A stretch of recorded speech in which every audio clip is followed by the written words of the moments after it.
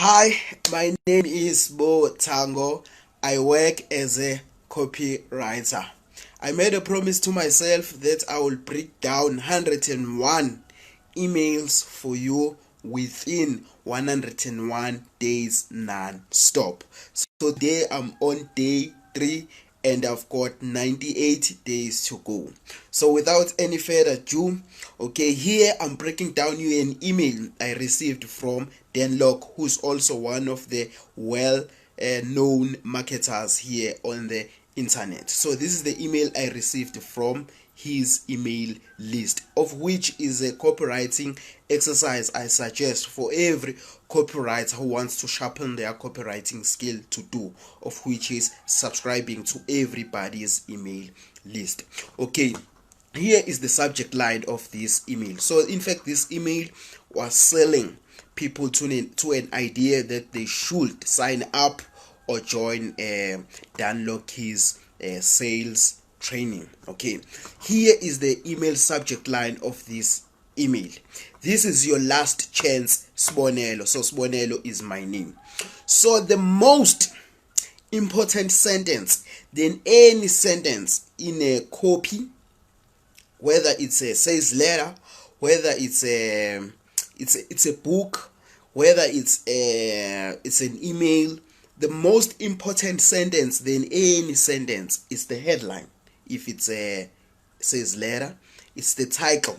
If it's a book, it's the headline. If it's a newspaper, it's a title. If it's a YouTube video. So that's the most important sentence than any sentence. So it's very important to put a lot of time and energy crafting a winning title or headline for your copy that you are writing.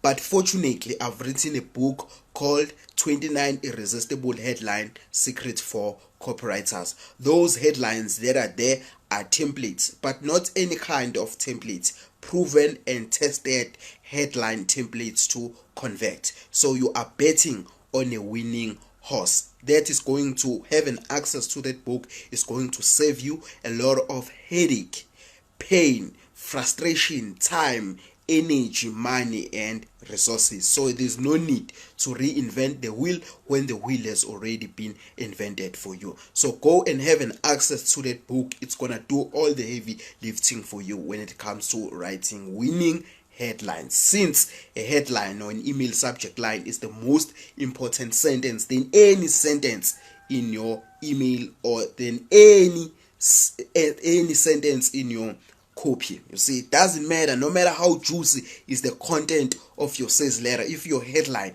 is not curiosity arousing, almost or few people will have an interest to read the rest of what you have to say. So go and have an access. I will include the link at the description of this video. So without letting grass grows under my feet, let me continue breaking down this email for you.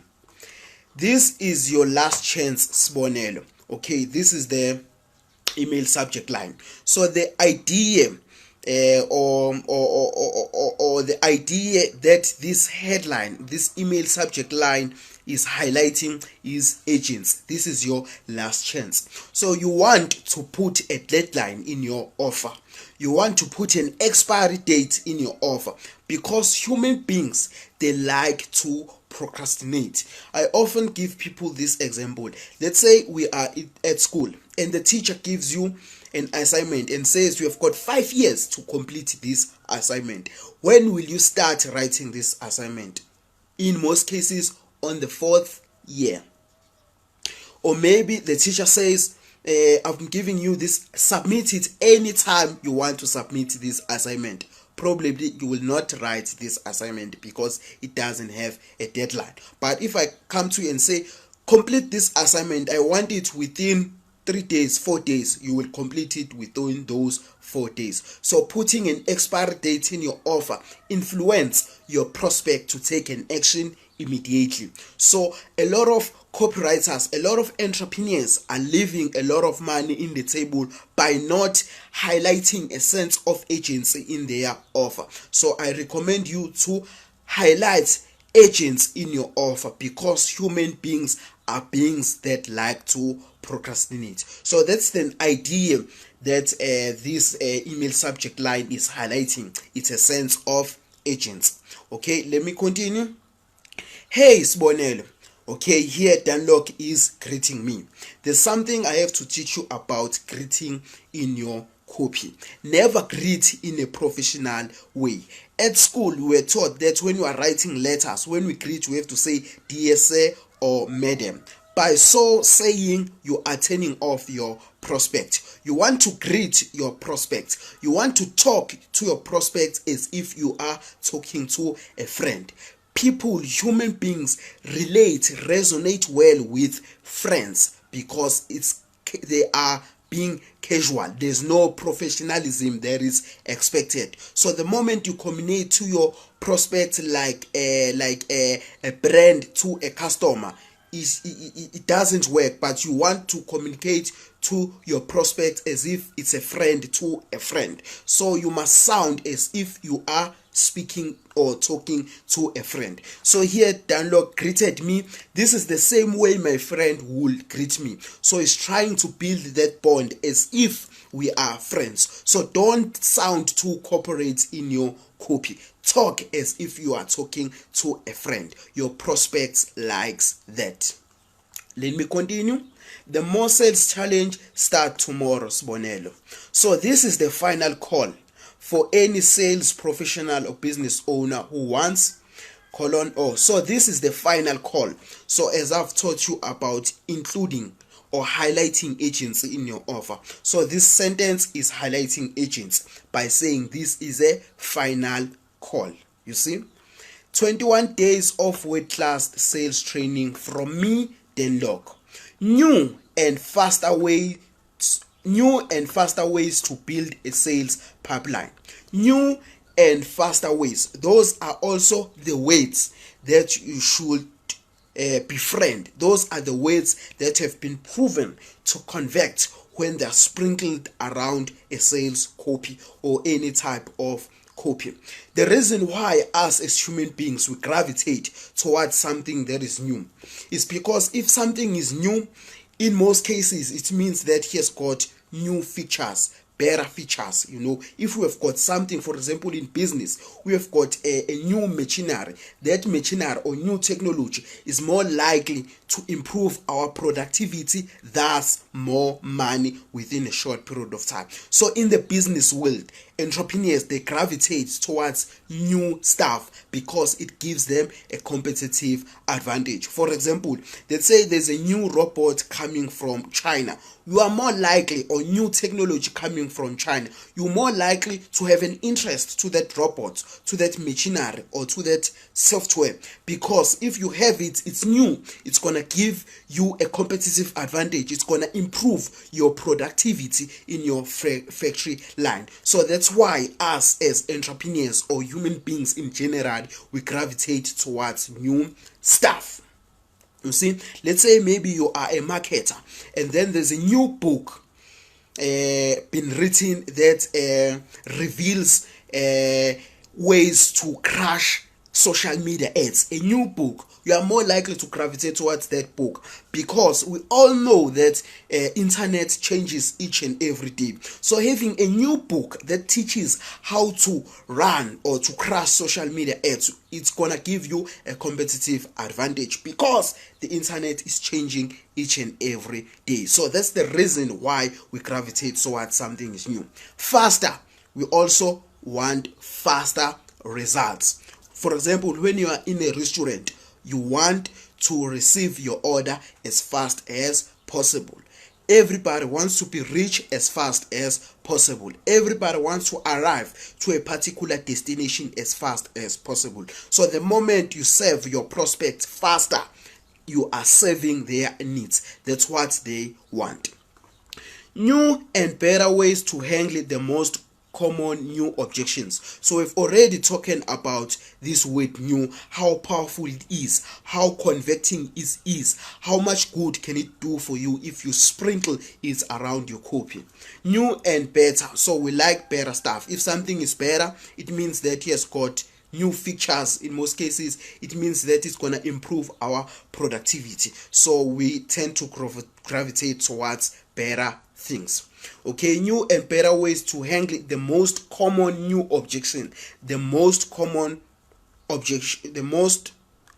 new objection. Most common. I would like you to underline that word, most common. So here Dunlock is promoting a sales training program that is seeking people to join this program. So he will be teaching you, he will be here teaching you how to handle the most common objection. So if you can handle the most common objection, that is going to improve your closing range, because you will be now up to date about the common objection. So that is going to improve what's happening. Okay, the most common new objections. Okay, we have talked about the word new, how powerful it is, so now he's highlighting now that there are new objections. So if you are not aware of these new objections as a marketer or as a closer or a salesperson, that means that you are leaving a lot of money in the table. So you have to be up to date about the new objections that are now arising in the market. Fortunately, I went through his sales letter that is selling this sales training. So the new objection that often business people are giving sales people is Corona. I cannot buy your offer that you are selling because Corona affected my business, this and this and this. So that's a new objection that entrepreneurs, business people are bringing in the marketplace. So in this training, Dunlock will be teaching you how to handle the Corona objection. Okay, tricks to stay motivated through tough times. The secret to follow up with your prospect without feeling or acting needy. So I want you to highlight the word secret. Also, the word secret, don't use it. Enslave it in your copy. This word has been proven time and time to convert. Why? It's because us as human beings, we are nosy as hell. We love secrets. You see, in the business world, for example, KFC has got their secret spice, of which gives them a competitive advantage for their chicken to sell like crazy. So they've got a secret. So if I come to you and I tell you I'm gonna give you a business secret, you are more likely to listen, because secrets in the business world, they give us more competitive advantage. They help us make more money. Guys like who's this guy, Russell Brunson, he doesn't use this word, he enslave it. To give you an evidence, he's written a range of books that in their title have got this word secret. He has written a book called .com Secrets. He has written a book called Traffic Secrets. He has written a book called Expect Secrets. So he has written multiple of books with this word secret. So it's so powerful, it's so convincing. I also suggest you to use this word, to enslave this word. Let me continue. A proven closing script that works even on the toughest prospects and people who tell you I'm not interested. A proven, also underline that word. It has been proven over and over again for that word to convert. Why? It's because if something is proven, which means it's going to save us time. It's gonna save us from headache. It's gonna save us money. It's gonna save us resources. You don't want to reinvent the wheel when the wheel has already been invented. Tesla didn't invent the wheel, but they are building on top of the wheel discovery. So you have to build on top of other people's success. There's something that was said by Isaac Newton. He said that if I'm seeing further than others, it's because I'm sitting on top of the shoulders of the giant. So the word proven converts very well because it saves your prospects time, energy, and resources. So you want to do something that has been proven and tested. And that's just the tip of an iceberg. So by saying that this is just the tip of an iceberg, so he's highlighting that what he have told you is just 1% of what is there in the sales training. So if you want to have an access to 99%, join the sales training. If that's you, then click here to join the brand new More Sales Challenge. So that's a call to action.